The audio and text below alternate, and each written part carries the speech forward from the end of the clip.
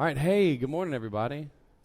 Continue to get donuts and coffee the entire time. It won't hurt my feelings or distract me or anything. I just ignore people in general. So, yeah, it's like, Mom, I've got kids, Who are you ignoring? Wait a second. But these are the best donuts in Andrews, North Carolina. They're delicious. Yeah, they're healthy.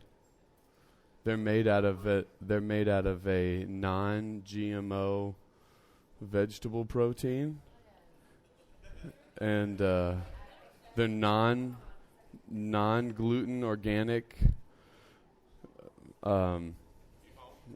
antioxidant rich.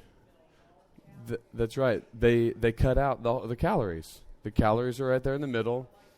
They're just Yeah, they're good. It's not sugar. They're not made with sugar. They're sugar-free. It's actually an evaporated cane juice. Yeah, that's and they're bite size. Ooh, that's a big bite. So I did see evaporated cane juice as an ingredient once, and I thought, is this just a way of trying to trick somebody? Because isn't that what sugar is? It's a byproduct of sugar. See, it's not sugar. It's a byproduct of making sugar. So it can't be, because all the bad stuff's in sugar. Right? All right. So we're going to talk about a Christian worldview. And as you guys know, the Christian worldview is under attack in our culture today. Pretty easy to understand that, right?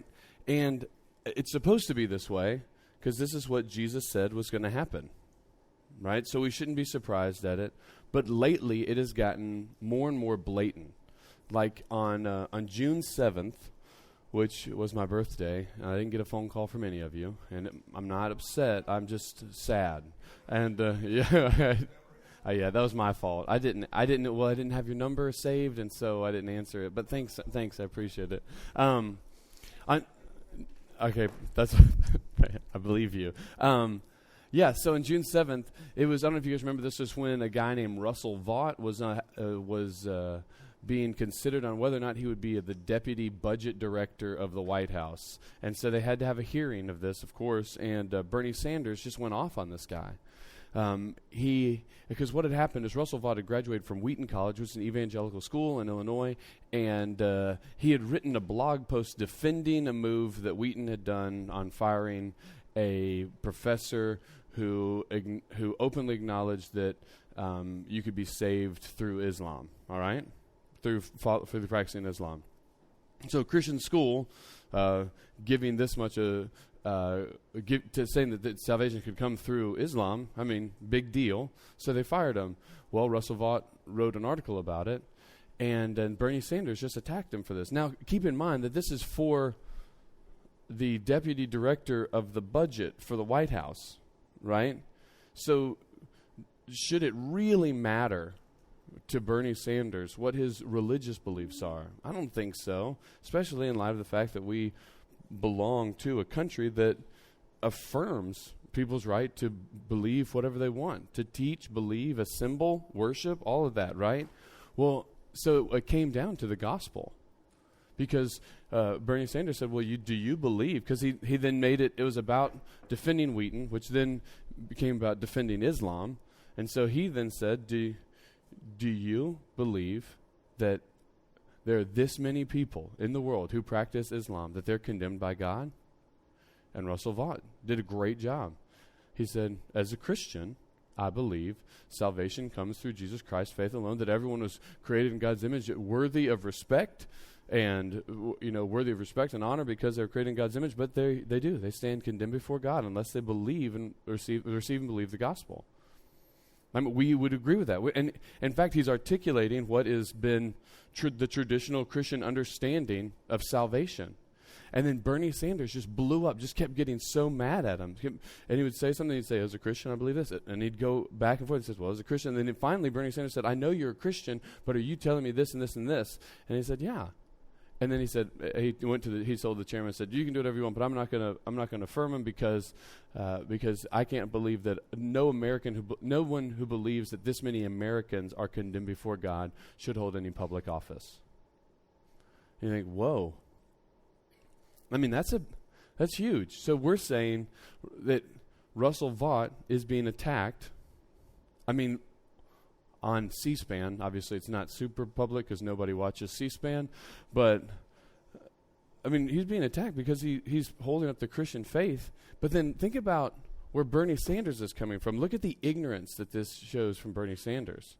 Because he's saying he's upset because Christianity is an exclusive religion that believes that everyone who doesn't come to God through that religion are condemned. Well, he comes from a Jewish background. Right? Anybody see some sort of contradiction there? Isn't that confusing? Because his family, Jewish folks, who believe that, everyone who doesn't come to faith through Yahweh, right? Through the Old Testament God, that they are condemned before God.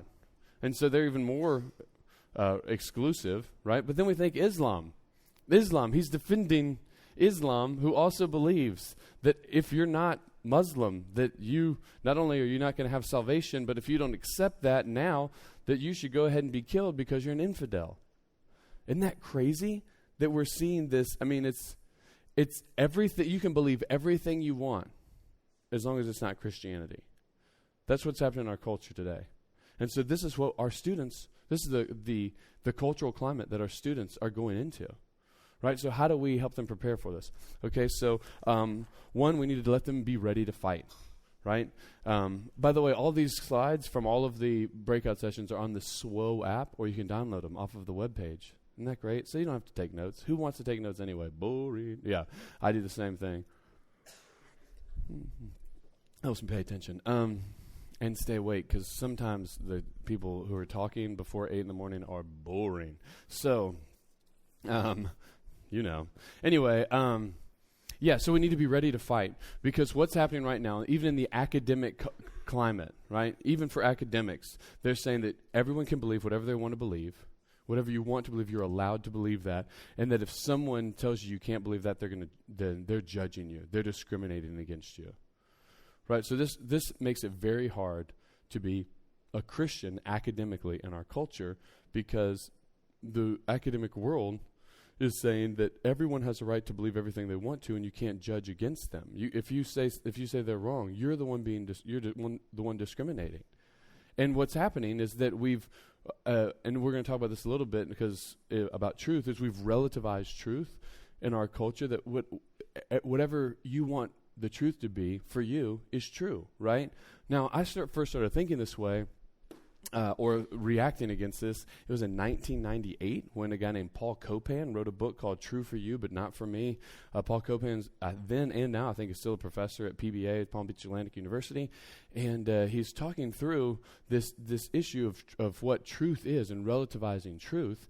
And he's saying that it's just impossible. It's inconsistent to say that everything can be true for everyone, because there's going to be conflict. And then how do you resolve that? Right? So we need to help educate our students on the nature of truth, right? And they need a re-education, and as far as an understanding of the culture that they're going into. This is what the culture is going to believe, because we need to prepare them, right? That we need to prepare them for the academic culture that they're going into.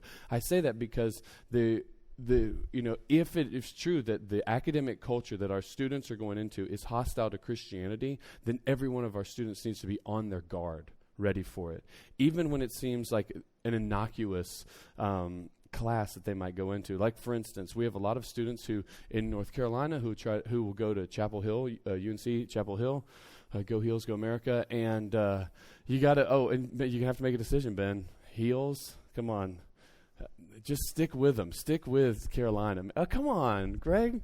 What, State, Duke? The Wolfpack, yeah. See, I told you. Anyway, it doesn't matter.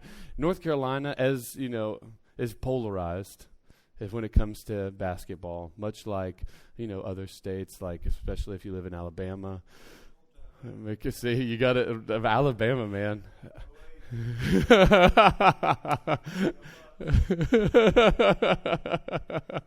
Nobody believes that. Anyway, Some people are just sad and deluded. We need a re-education, people. Anyway, what were we talking about? Oh, people go to North Carolina Chapel Hill, and they'll say, I'm a Christian. You know, I just went to a youth group. I love the Bible. I'm going to take this New Testament class offered by this guy named Bart Ehrman. He seems really smart. He's written a bunch of books. He wrote all the books for the class. This is probably going to be awesome. I'm going to come out of this class a better Christian.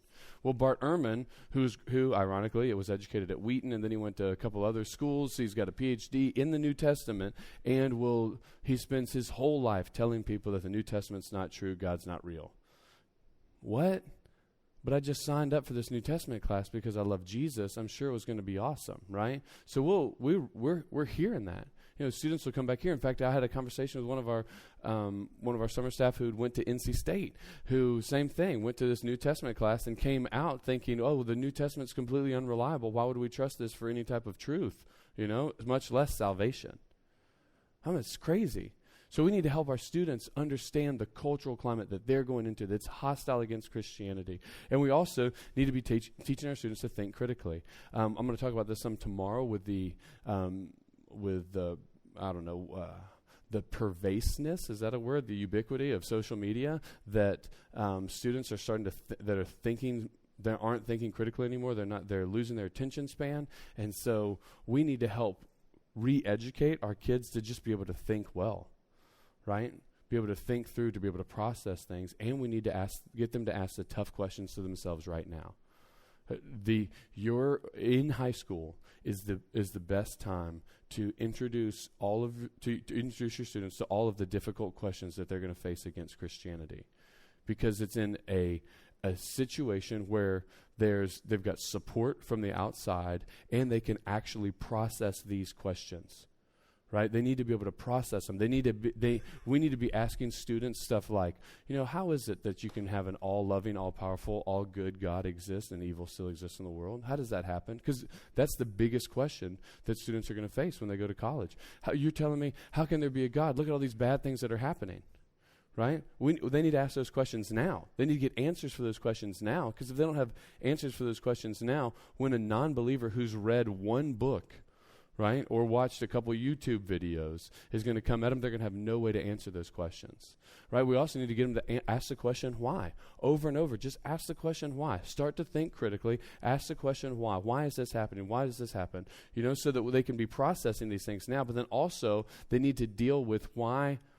This is getting a little too much for before 8 in the morning. Why is it that human beings always are asking the question why? We innately ask the question why when we look at the outside world. Why is that? Why do we do that? Well, we do that because somewhere inside us we assume that there's order in the world that we live in. Well, that doesn't make sense. Why would there be order in the world we live in unless there was someone who divinely ordered it? Right? Have you think about that? The fact that we're asking, why are all these things happening in the world? We're assuming that there's a purpose behind it. But if everything that exists is just random events plus time plus chance, then there shouldn't be order. We should say, yeah, well, this shouldn't make sense. So why are you hung up on it? Because innately, inside us, we need to know, right? Because we're human beings created in the image of God. We assume that there's order in the universe. We assume that we can ask the question why, and there will be an answer for it. All right, so let's move on. There's 3 things I want to talk about. I think if we can help students understand these 3 things, the Christian view of truth, creation, and eternity, we understand these 3 things, everything else will fall into place. So we can help build a firm foundation for our students. First, and this is what we've already been talking about a little bit with truth, that our students need to understand that truth exists. I know. For most of us, we think, of course truth exists, right? Well, the problem is, in the academic climate that we're in right now, there is no such thing as truth, which is ironic because I'm making a truth statement by saying there's no such thing as truth. That's where we're going to see everything falls on its face when we come into this. Because what we're doing is we're living in a culture that is reaping the benefits, or not benefits, reaping the consequences of the postmodern movement going through the academic world. Because no one's really postmodern. They don't really know what they're supposed to call what we're thinking, the way that we're thinking right now, because we've already used modern and we've used postmodern. So what do you do after that? Anyway, so very confusing. So we don't really know what we're supposed to call what we're doing right now, but we're reaping the consequences of the postmodern movement.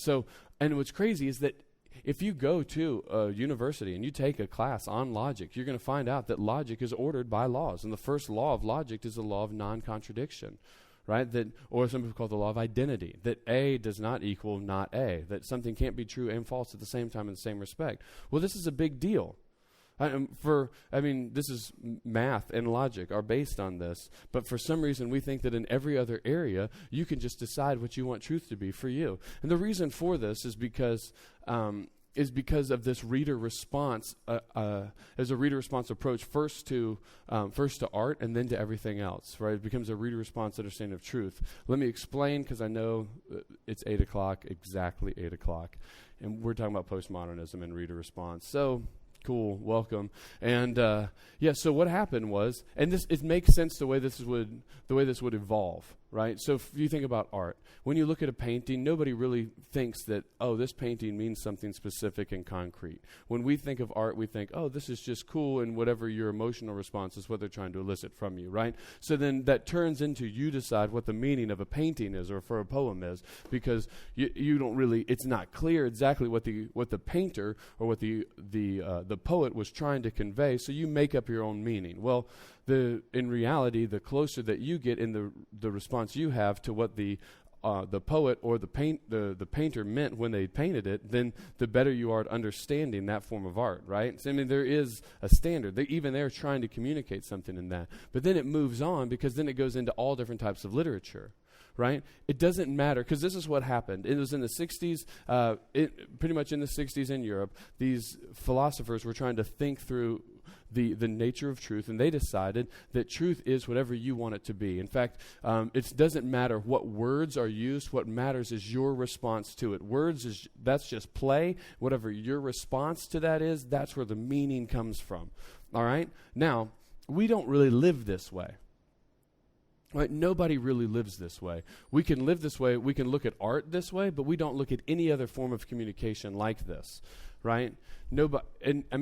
Anytime you try to convey something, for communication to take place, communication takes place to the extent that what the person who's listening, their idea matches the idea that the author is trying to communicate. Does that make sense? And so, in the late 60s, again, Roland Barthes started this movement talking about the author, the death of the author, that there is no author anymore. What the author said doesn't mean anything. All that matters is what you believe. So he talks about the death of the author, and is this idea of reader response theory of understanding, theory of knowledge. But the problem with that is that you can't adequately convey that without assuming authorial intent. Does that make sense? Even to try to explain to you that your opinion is the only thing that matters, I'm trying to convey something to you. Does that make sense? You guys see what I'm talking about? Like, this is where it breaks down completely. Because something either has to be true in its essence or it's not true. There's no middle ground. That even if you hold to this reader response understanding of truth, the only way you can explain the reader response understanding of truth is if someone explains it to you and you're accurately understanding what they're saying. The problem with this is that it's seeped into the church, because we now look at the Bible in a reader response understanding of knowledge, and we forget about authorial intent. Now, we wouldn't say this on purpose. We would never say it doesn't matter what God means when he said this, but we go through it backwards. How many times have you been in a Bible study and you read a passage of Scripture, and the first question is, what does this mean to you? Right? See the problem there? Now, I know that we're not intentionally trying to undermine God's authority. What we're really saying is, how do you individually respond to this? That's what we're really saying, but those aren't the words we use. The words we use is, what does this mean to you? As if we're the ones who determines the meaning of Scripture.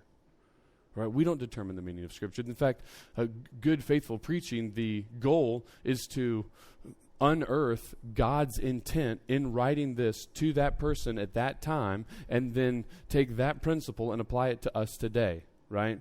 The most faithful preaching is understanding the divine author's intent in conveying information, right? In what they're trying to convey, and then applying that. Now, will we all apply that differently? Yes, but are we the ones who determine the meaning of a passage? No, we're not, right? So we need to help people understand that. Then also, when we think about Christianity as a whole, we believe that Christianity is true. Now, there's some things on here that don't make much sense at all, except for me. But like, it's just helped me to say things, right? So right there, it says there's no absolutes, absolutely none, right? You can't say there's no such thing as an absolute truth, but it's because you're making an absolute statement about truth in so doing, right? And then I wrote up here presuppositionalism, which is just a form of apologetics, which states that the only way to make sense of the world in which we live in is if you presuppose the truths of Christian faith, right? If you presuppose the truths of Christianity, it's the only way to make sense in this world. Well, and people who believe and teach presuppositionalism will say that the reason why you believe in Christianity is because of the impossibility of the contrary, that there is nothing else that will make sense in this world. And we need to help students think through that. We need to help students understand that if you're looking at a worldview, right, or a belief system, that they are, a belief system needs to, if it's going to be consistent, it needs to be internally consistent, it means without contradiction, and externally consistent, that it makes sense of the world in which we live in. And Christianity is the only worldview that will do this. Christianity is the only worldview that is internally consistent in and of itself and externally consistent. If we can help students understand that, then we're giving them a solid foundation to face attacks and criticism, right? How much confidence do we have if we say the only worldview that makes sense of the world in which we live in is Christianity? What a good foundation. Because then when people attack and criticize, then they can say, okay, I've got a proper context in which I can answer this, right? I know that whatever this is doing is not saying that Christianity is not true, right? But this involves a lot of work on our part.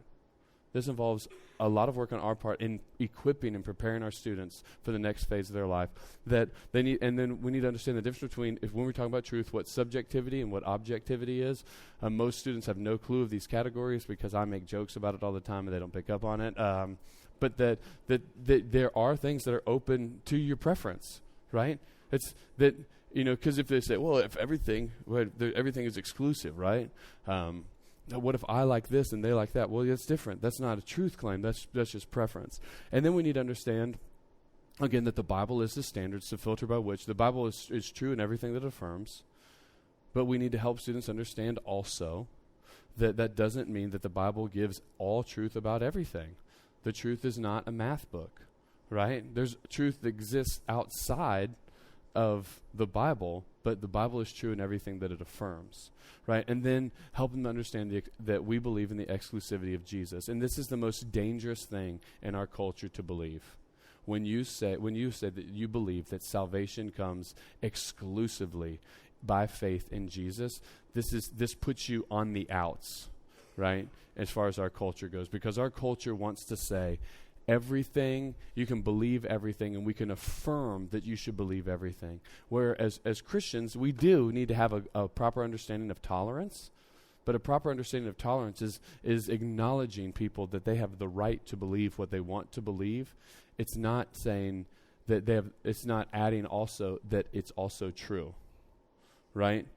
And we need to understand that every religion, every belief system, every worldview makes exclusive truth claims. Because the biggest objection to Christianity that people say is they're like, oh, but it's so exclusive. Well, yeah. Anytime you make a statement of truth, it's exclusive. It's excluding everything that contradicts it. And they'll say, well, I want to believe in Buddhism or Hinduism because they believe that everybody is right, that every God is true and every God is right. Well, no, they don't. I mean, you can't bring Christianity underneath Hinduism or Buddhism, even though in Hinduism there's multiple thousands of gods, and they can say, oh yeah, well your God just comes underneath that as just one of those gods. So you can't do that because Christianity says that Jesus is the only way. So they're mutually exclusive, and we need to realize that. Like, it's not a mean thing. It's not a bad thing to say that your belief system is exclusive. That's the nature of belief. Anytime you're believing something, you're disbelieving everything that contradicts it. Every statement a fact, is a truth claim and is exclusive, and that's not a bad thing. You know, people say that's because people will attack Christianity because, oh, you're exclusive. Yeah, everyone is. And we need to help students understand that just so that we can diffuse the arguments that they're going to get into. The next thing, there's truth, and then the next thing is creation. This is such a big deal because, again, this is huge right now in our culture, that creation is under attack. And the difficult thing is that everyone has to have an answer for the existence of the material world, right? If you're gonna be a thinking, grown-up person, you have to have an answer for why the material world exists. Why this instead of nothing? You have to have an answer for that. And it's crazy because Christians are the ones who have done the most thinking and writing on this, right? Because we have the doctrine of creation, where we believe that there's an immaterial, all-powerful creator God who's eternal, who created the material world in which we live in. Now, for a really long time in human history, they believed that the universe existed forever, that it was an eternal universe. But when science and philosophy kind of collided in the mid-20th century, they realized, wait a second, there had to be a beginning to the universe. There had to be a beginning. And so for Christians, this is so great because Christians have the best answer for the beginning of the universe. Because this isn't just one question, right? This is a question about everything. Everything literally begins at creation. And for a believer, we understand that because we believe that God created the universe and that God created human beings as a special creation of God, then from this follows our understanding of identity and meaning and purpose and value.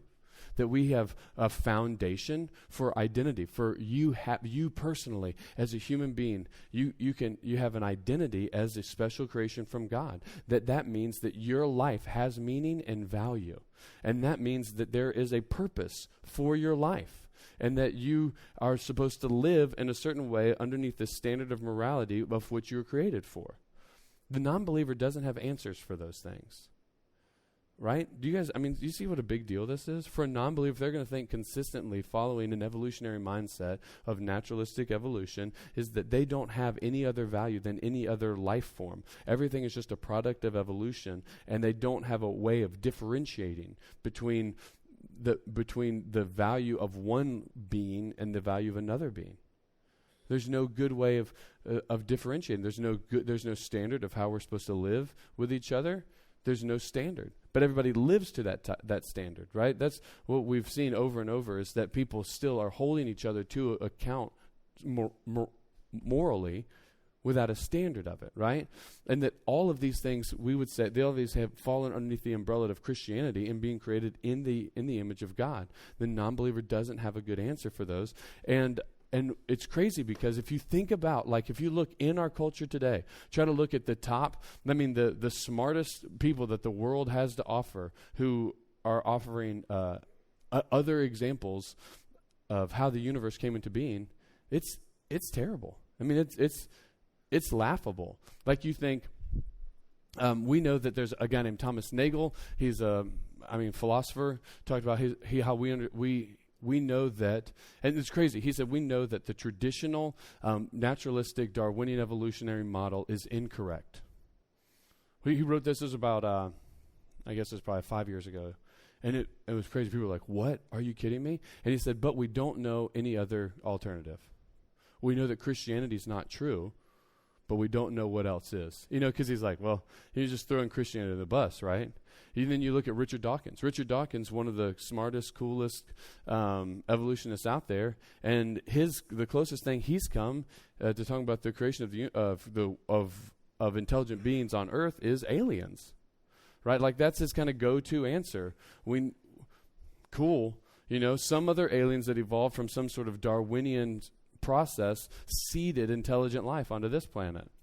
Oh, great, thanks, Richard. But I mean, that we still don't have an answer for origin, right? We still need to think, okay, where did the aliens come from, right? And he's actually changing the parameters of what it means to be a naturalist, because up until he said that, we would assume that aliens are supernatural, right? Above nature, right? He's just expanding. Well, nature's actually way bigger and better than that, right? Okay, cool. Lawrence Krauss, he's the director of an organization called the Origins Foundation. He's a professor at the University of Arizona. He wrote a book called A Universe Out of Nothing, where he has just decided to change the definition of what nothing is. Because he says the universe came from nothing, and in the past we would think of that as like a void or empty space, like what the Bible talks about. But he says our understanding of nothing now is that it is a virtual brew. What's he say? It is a bubbling brew of virtual particles popping in and out of existence on a time scale so short that you can't see them. Right, virtual particles popping in and out of an existence on a time scale so short you can't see them. And he says the one thing we've learned about that kind of nothing is unstable. Right? Isn't that, I mean, that's helpful, right? So the universe came into existence because of these virtual particles that were popping in and out of existence on a time scale so short no one could see them. And he says, because nothing is actually, because you can talk about nothing as if it's something, then perhaps it is something that can do something and maybe everything. I mean, that sounds crazy, right? You can't just change the definition of nothing so that nothing can create everything. And I don't understand how people are like, oh, yeah, that does make sense. That's good. Universe out of nothing, nothing created everything. Right? Because you guys know that nothing means no thing, right? And that in all of our observable history, things can't create themselves, right? Because they're not there to create themselves. But for some reason, we can skip over that and say, but perhaps the universe did that, right? I mean, this is crazy. And this is the best that the academic world has to offer. I mean, this is a big deal. And what we need to understand is that the most honest answer that a non-believer can give on the creation of the world is, I don't know. And we need to challenge students with the fact that that's not good enough as an answer for everything, right? Because so many people will point towards naturalistic evolution. Well, naturalistic evolution can't answer the question of origin. It never has, it never will, is never intended to. Even if you read The Origin of the Species, no, it's in The Descent of Man. The Descent of Man, where Charles Darwin talks about, he says at the beginning there had to be a creator. There had to be a creator. He says, so in that way you must have to call me a deist. Or no, you must have to call me a theist. Right? So Charles Darwin himself called himself theist. Right. Why? Well, because he knew the evolution, his model of evolution started with stuff that evolved. It didn't start with nothing. This is a big deal. And the last thing is eternity. We need to help our students understand that we're created for eternity. Right? And because we are finite human beings trying to understand an infinite God, that sometimes it's still going to be a mystery, right? Rightfully so. We are never going to fully understand God, who He is, because we will always be finite. He will always be infinite. We are going to be eternal beings. We won't have an end, but He never had a beginning, right? So we're not going to fully understand it. And this is the reason why we're here. The reason why we're here is to help people, to usher people into eternity. And that comes by salvation through faith in Jesus Christ. And we need to help them understand that everybody's living for this eternity. Everyone's living for eternity. In Ecclesiastes 3, God says that He has written eternity on the hearts of everyone, right? We all have eternity written on our hearts. And that every one of us, and this is where the rubber meets the road, because we can't just become, we can't just talk about Christianity without living it out with people. Everyone that we come in contact with on a daily basis is an eternal soul created for relationship with God, right? That's a big deal. And that we don't just need to be trying to defend ourselves so that we can walk through life unharmed. We need to be sharing the gospel with people, and that every person that we see needs the gospel. And so I'm just going to read one quote from C.S. Lewis, and then we'll be finished. Because C.S. Lewis, you have to quote him and everything. It makes you sound smarter.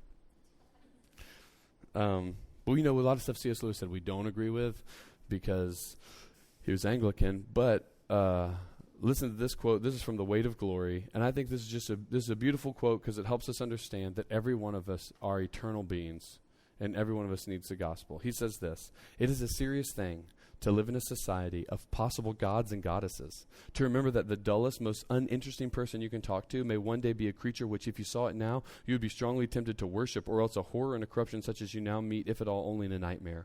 All day long, we are in some degree helping each other toward one or the other of these destinations. It is in light of these overwhelming possibilities, it is with the awe and the circumspection proper to them, that we should conduct all our dealings with one another, all friendships, all loves, all play, all politics. There are no ordinary people. You have never talked to a mere mortal. Nations, cultures, arts, civilizations, these are mortal.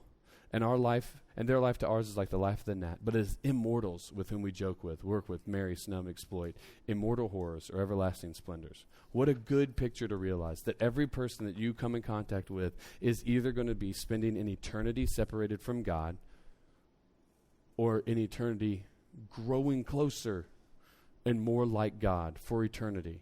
And that this is the fate of every person we are coming in contact with.